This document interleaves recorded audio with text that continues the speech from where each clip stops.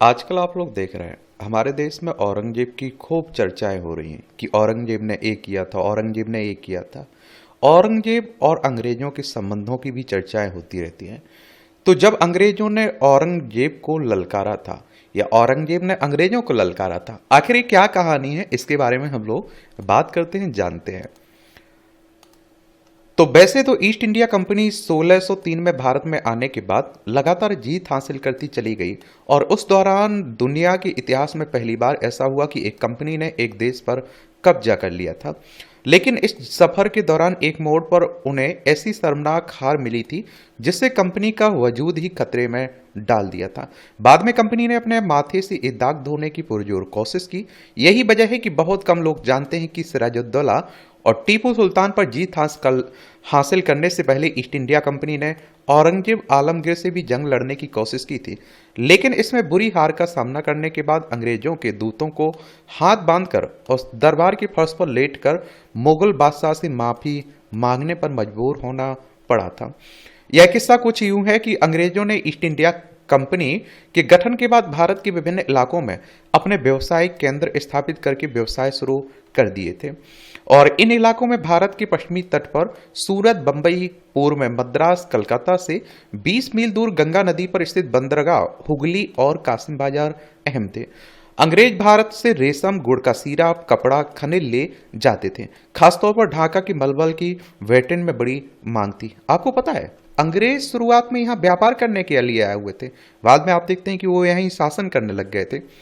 अंग्रेजों के व्यापार पर टैक्स नहीं लगाया जाता था, बल्कि उनके कुल सामान की कीमत का 3.5% वसूल कर लिया जाता था। मुगलों की व्यापार नीति पर विवाद। उस जमाने में सिर्फ अंग्रेज नहीं बल्कि पुर्तगाली और डच व्यापारियों के अलावा कई स्वतंत्र व्यापारी भी इस इलाके में सक्रिय थे। उन्होंने मुगल अधिकारियों से मिलकर अपने लिए वही व्यापार अधिकार हासिल कर लिए थे जो अंग्रेजों के पास थे। जब ये खबर लंदन में कंपनी के अध्यक्ष कार्यालय में पहुंची तो ईस्ट इंडिया कंपनी के प्रमुख जो जाया चाइल्ड के क्रोध की सीमा न रही। उन्हें यह स्वीकार नहीं था कि उनके मुनाफे में कोई और भी हिस्सेदार बने। और इस मौके पर जो जाया चाइल्ड ने जो फैसला किया वह अजीबो गरीब ही नहीं बल्कि पागलपन की हद को छूता हुआ दिखाई देता है। उन्होंने भारत में मौजूद कंपनी के अधिकारियों से कहा कि वह अरब सागर और बंगाल की खाड़ी में मुगल जहाजों का रास्ता काट दे, जो जहाज उनके हत्थे चढ़े उसे लूट ले।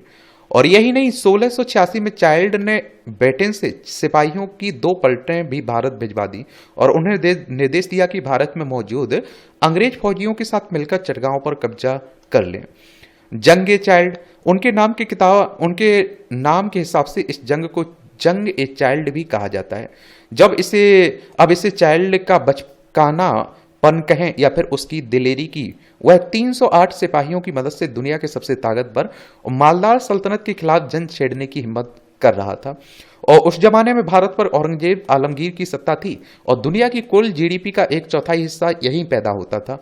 आर्थिक तौर पर उसे तकरीबन वही स्तर हासिल था जो आज अमेरिका को है। एक और बात बता दूं, हम लोग बहुत अमीर हुआ करते थे, भारत बहुत अमीर हुआ करता था।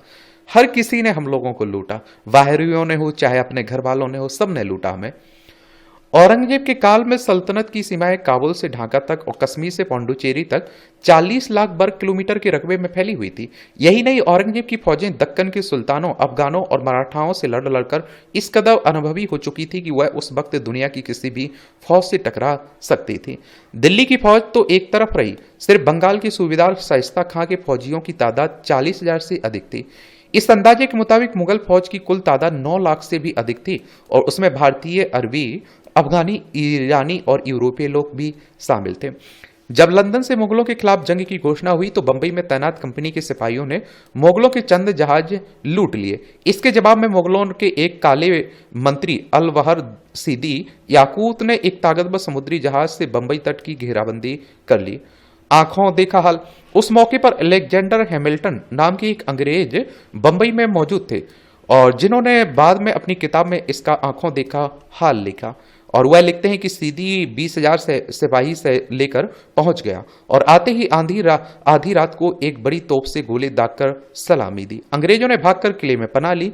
अफरा तफरी के हाल में गोरी और काली औरतें आधे कपड़े पहने हुए अपने बच्चों को गोद में उठाए हुए भागी चली जा रही थी। हैमिल्टन के मुताबिक सीदी याकूत ने किले से बाहर कंपनी के इलाके लूटकर वहां मोगलिया झंडे गाड़ दिए। जो सिपाही मुकाबले के लिए गए उन्हें काट डाला। बाकियों के गले में जंजीरें पहनाकर उन्हें बंबई की गलियों से गुजारा गया। बंबई का खास इलाका पुर्तगालियों के कब्जे में था। जब अंग्रेजों के बादशाह ने पुर्तगाली राजकुमारी से शादी की तो ये बंदरगाह दहेज में अंग्रेजों को मिल गई और उन्होंने वहां एक मजबूत किला बनाकर व्यापार शुरू कर दिया। तो देख रहे हैं उस समय भी दहेज प्रथा थी।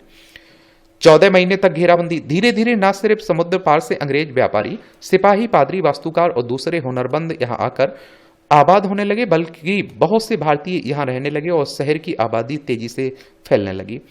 यही आबादी भागकर किले में पनाह लिए हुए थी और किला सीदी याकूत की घेराबंदी में था। जल्द ही खाने पीने का सामान खत्म होने लगा।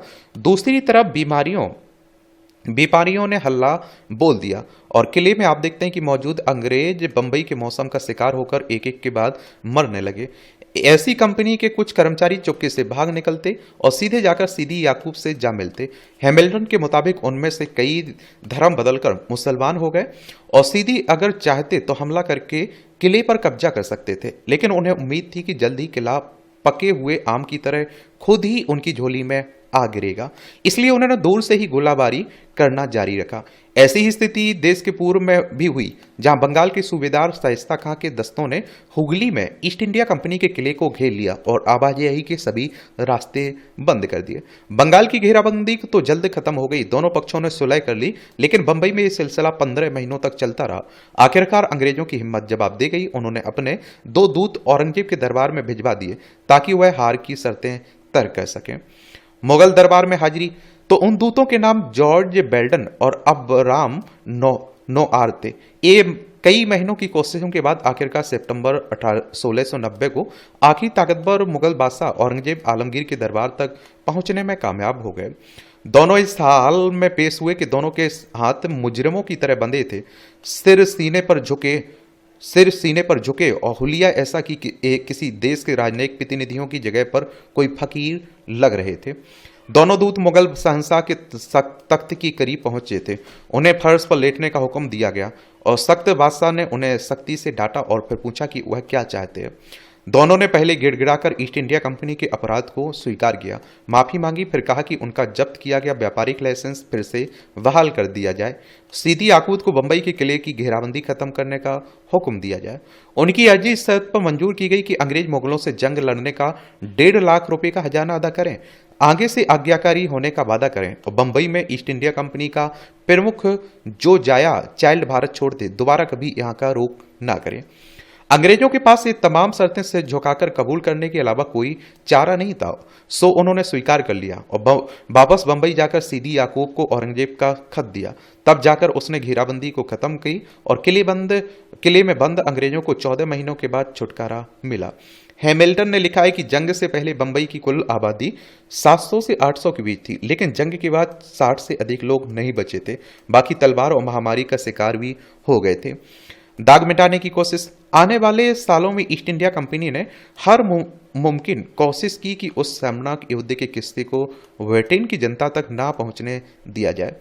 जॉर्ज आउंगटिंग ने 6 साल बाद जब इस जंग के बारे में लिखा तो हार का कारण मुगलों की धोखेबाजी बताए। इस पर कंपनी ने उससे 25 पाउंड का इनाम भी दिया, जो उस जमाने में बहुत बड़ी रकम थी।